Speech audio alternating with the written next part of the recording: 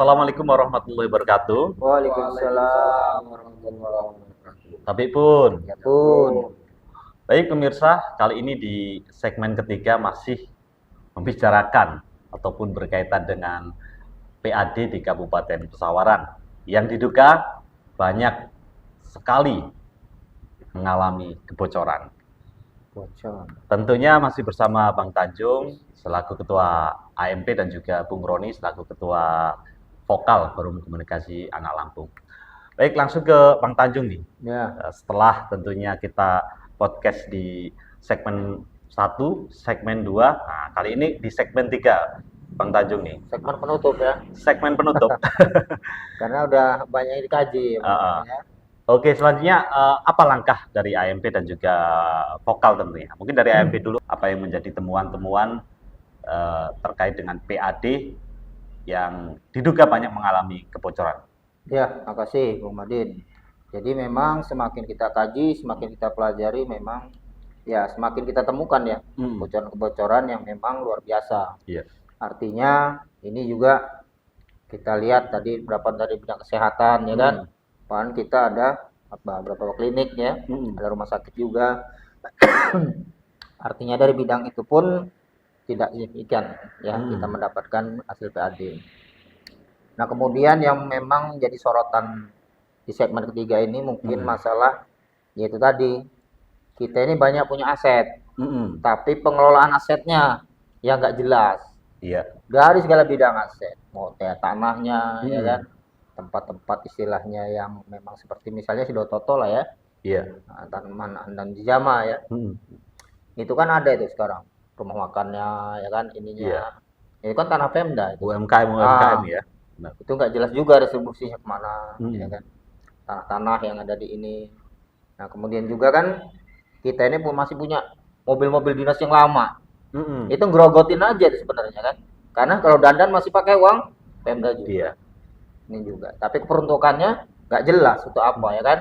Nah, akhirnya inilah yang artinya kalau dikelola juga sebenarnya bisa menjadi PAD gitu kan. Nah, saya kira memang selama ini sudah kita kaji, kita lihat kemana.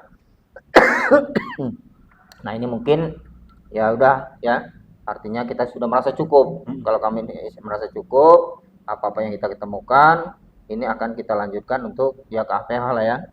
Artinya aparat penegak hukum untuk lebih bisa mengkaji lagi, karena kalau ini dilaporkan terus ini kan bisa secara detail ya kan, misalnya Dibuka. dari pajak hotel ditargetkan sekian kok dapatnya sekian. Nah, ini hotel-hotel mana yang nggak bayar nih misalnya kan. Nah, artinya kan kalau mereka penegak hukum bisa nanti mengkajinya kayak kios-kios ya kan di ini itu kan, nanti bisa mengkajinya. Kalau kita lembaga kan punya keterbatasan, makanya perlu kita ini lapor ke KPH supaya apa? Supaya terang benderang nantinya. Kalau memang kebocoran-kebocoran itu ada, ya terserah, harus ditindak lah ya. Jangan sampai mereka menikmati artinya bertahun-tahun dan di kita ini juga tidak ada ya artinya koreksi dari kita, tidak ada juga istilahnya pelaporan-pelaporan di masyarakat ya kan. Nah, ini juga sebagai pembelajaran lah ya pada kita semua. Mungkin itu Bung Adin dari saya. Sedikit menyimpulkan, artinya langkah AMP akan melaporkan hal ini ke APH secara tegas. Ya.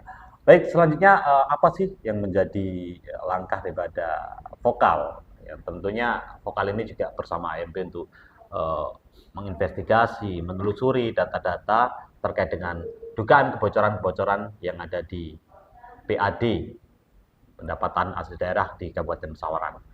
Silakan, Bung Roni. Baik, terima kasih Bang Madin, terima kasih Bang Tanjung, Ketua AMP.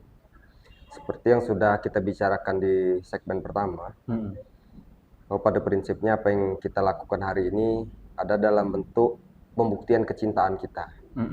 Bagaimana PAD di tahun-tahun berikutnya tidak lagi terjadi kebocoran atau ada peningkatan PAD, itu prinsip pertama. Yang kedua, kita setelah beberapa hari ini mempelajari data, kemudian sumber dokumen yang kita miliki, kita ada kemungkinan menyampaikan laporan resmi, kemungkinan ke Kejaksaan Tinggi Lampung. Itu kalau tidak ada halangan mungkin di hari Kamis ya, Ketua ya, di hari Kamis. Karena kita masih ada PR pematangan satu data, satu berkas lagi.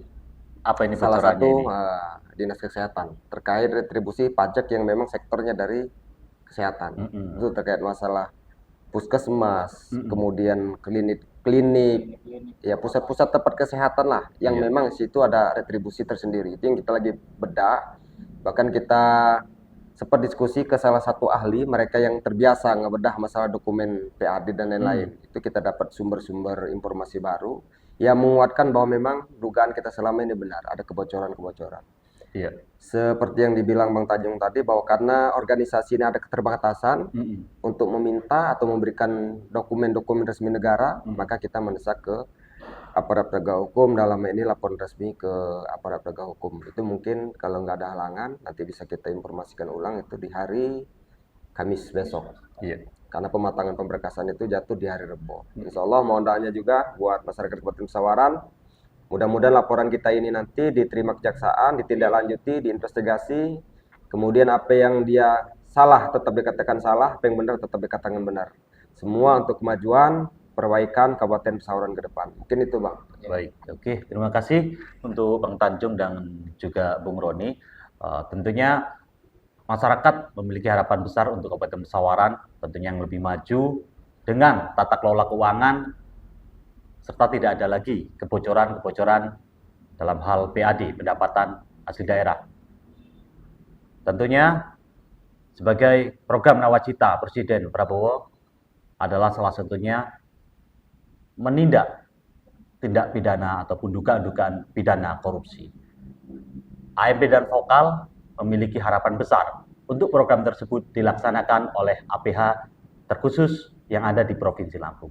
Dari kami, angkat bicara. Wassalamualaikum warahmatullahi wabarakatuh. Waalaikumsalam warahmatullahi wabarakatuh. Bicara berani bersuara, wujudkan keadilan kita bersama. Bicara fakta realita yang ada, untuk negeri ini nih kita berjuang tanpa henti.